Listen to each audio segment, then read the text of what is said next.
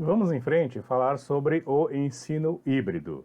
Antes de avançarmos na descrição desse conceito, no desenvolvimento dele, lembramos que é muito importante que você dê um like, se inscreva, compartilhe, é gratuito. Dessa forma, esse canal ele crescerá cada vez mais e também mais pessoas terão acesso à informação e informação de qualidade.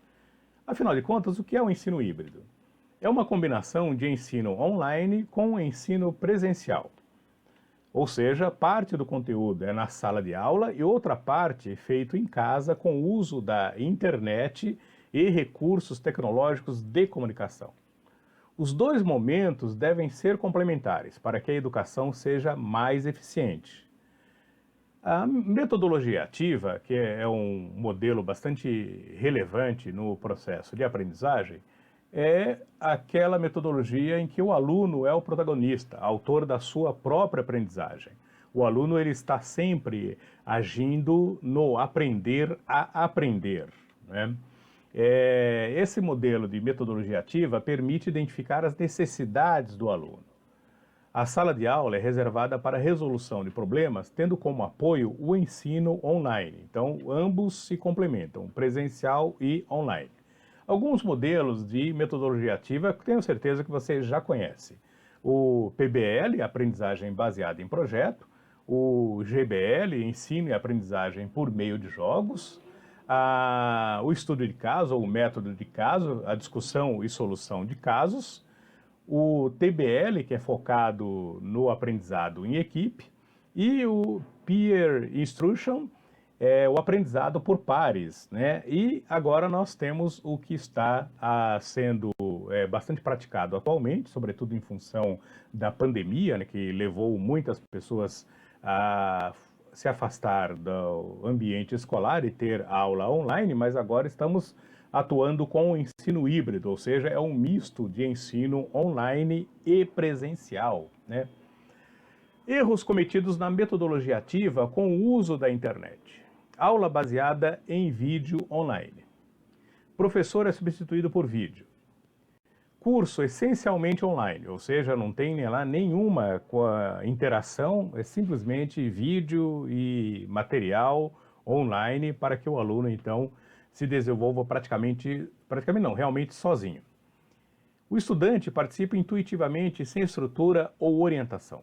Do lado da instituição privada, os erros mais comuns que as instituições privadas cometem são: o professor é substituído por tutor, muitas vezes sem conhecimento da área e com sobrecarga de trabalho, ou seja, simplesmente a instituição acha que um tutor, uma pessoa que pode ali atuar com 1.500, 2.000 alunos e resolve a questão do ensino à distância, ou ensino online, ou um ensino com internet. Outro erro também muito comum, a redução da remuneração, porque uma parte é online, os gestores acreditam que isto não gera trabalho para o professor, ou seja, já que é uma aula híbrida, né, ou seja, parte presencial, parte online, então a parte online não dá trabalho. Então, obviamente, o professor não precisa ser remunerado. Além, é claro, do professor ter sido substituído por um tutor na maioria das vezes. Então, estes são dois erros muito comuns que as instituições privadas praticam quando querem atuar com esse conceito de metodologia ativa.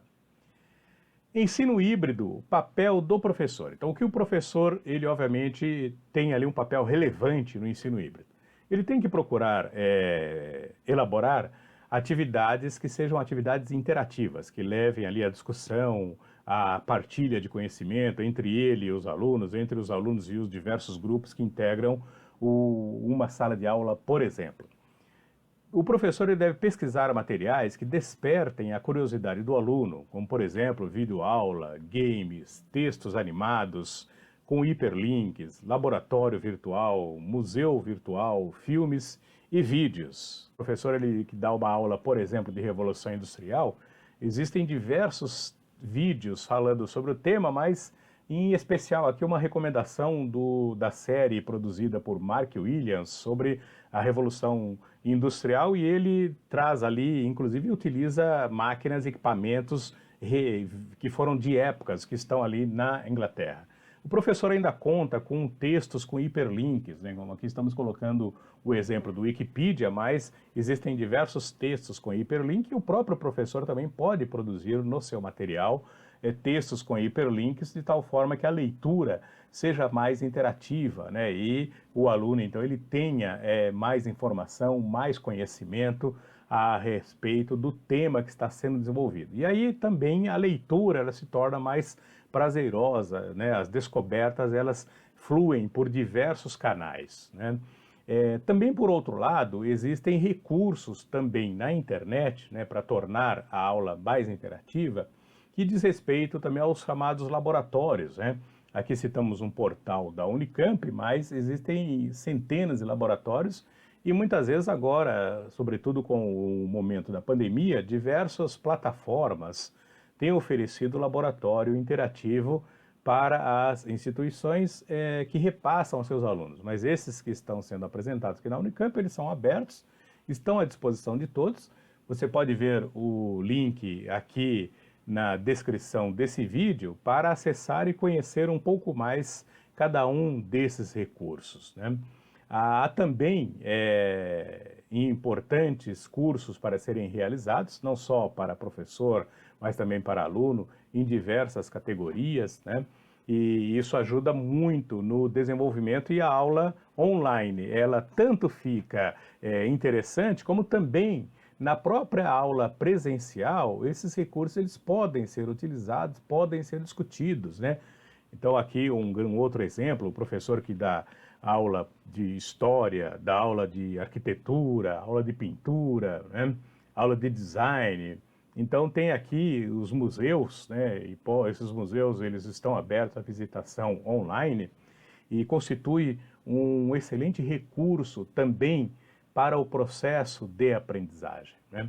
E aí, dessa maneira, o professor ele consegue ministrar a sua aula tanto no presencial como também a aula online, né, a aula remota, e o aluno também consegue se valer desse recurso no seu processo de aprendizagem. Veja aqui esse exemplo, é o professor que dá aula de geografia, topografia, né? Professor que dá aula de elementos climáticos, que dá aula de transporte. Então tem aí também aqui na descrição desse vídeo ferrovias online, né, 24 horas ao vivo. Aqui uma ideia de discussão também climática, então São Petersburgo, na Rússia, né? Aqui a temperatura baixa pode-se notar através do acúmulo de gelo nas calçadas, né? Pode-se falar sobre o comportamento de vida, trânsito, transporte, né? Relações climáticas, né? Porque de um lado do planeta é quente e do outro lado do planeta é frio, né? Porque aí existe essa alternância durante a evolução do calendário, né? Então aqui nós podemos notar aqui em Hollywood Beach, por exemplo, as pessoas praticando aqui um surf, né? Um surf ali, embora seja um surf quase laboratorial, mas também para os professores de geografia, história, comportamento, desenvolvimento de cidades, né? Transporte, falar sobre questões climáticas, né? Tem aí o exemplo de uma estação de esqui da Finlândia. Todos esses recursos que estamos passando aqui são recursos relevantes para o ensino presencial e o ensino também online, né? E lembrando-se também que muitas dessas estações aqui de esqui, ferrovia, cidades, as câmeras são ao vivo, então é possível discutir exatamente o momento que está ocorrendo o fenômeno, né? E aqui imagine um professor de gestão de projetos, né? Gestão de equipes em recursos humanos, por exemplo, a discussão aqui sobre esse processo de montagem de um avião. Então, através desse recurso, tanto o presencial como o online, fica muito mais fácil, né? E aí é claro que o ensino híbrido mostra o quanto o papel do professor ele é relevante na pesquisa, na elaboração dessas atividades interativas, né? A produção de material para as aulas virtuais devem ter conteúdo interativo e com animações conceituais para facilitar o aprendizado. Então, como acabamos de mostrar aí, utilizando esses recursos da própria internet, todos recursos gratuitos, viu? Sendo que o ritmo de aprendizado dos alunos é diferente, cada aluno tem um processo, um tempo diferente de aprendizado. Na parte online do ensino híbrido, o aluno acessa o material de onde ele estiver, no momento e do jeito que cada um deseja. Pode voltar o texto ou o vídeo para entender o conteúdo, sem ter a pressão da sala de aula e da famosa frase anda logo, ou seja, a parte online também ela é importante porque muitas vezes o determinado aluno ele tem um ritmo diferente de aprendizado, então, ele consegue ali no momento online se desenvolver um pouco mais. Isso é relevante nesse processo, né? Aqui também é importante lembrar o papel do professor. O papel do professor é acompanhar o desempenho dos alunos e corrigir possíveis falhas no conteúdo ou material em estudo. Aqui é um item muito importante, porque o professor, ele muitas vezes, de posse dos relatórios gerenciais da plataforma que ele utiliza, né? Não importa se seja lá o Google Classroom, se é o Teams, se é o próprio Zoom, né? Se é Blackboard, né? Essas plataformas elas possuem relatórios gerenciais e ajudam muito a identificar as possíveis falhas, possíveis desempenhos mais baixos da média, né, que a sala ela está tendo. E aí o professor, ele de posse dessa informação, ele consegue atacar e propor atividades para rever esse conceito, reforçar esse conceito, e aí a sala toda ganha com isso, né? Por meio das dúvidas levantadas pelos alunos e notas em determinadas atividades, o professor pode avaliar o desempenho. Se tiver problema, propor solução. Isso é muito importante, conforme nós já mencionamos que essas plataformas hoje elas possuem recursos de relatórios gerenciais que é extremamente vantajoso. Aí na aula presencial, o professor pode propor atividades que exijam a interação e a socialização dos alunos, uma vez que poderão discutir, argumentar, criar soluções, cooperar entre eles, compartilhar conhecimento, desenvolve o espírito de ação em equipe, né? Então isso é muito importante durante o encontro presencial. Tipos de ensino híbrido. Aí nós temos lá um tipo rotacional, o professor divide a sala em 3 grupos, basicamente. Parte dos alunos, ou um grupo dos alunos, pode usar recurso digital, outra parte, um outro grupo dos alunos pode discutir projetos, um outro grupo ele pode tirar dúvidas com o professor, e depois esses grupos eles podem interagir para que ocorra uma homogeneização do conhecimento. O outro modelo é o chamado modelo flex.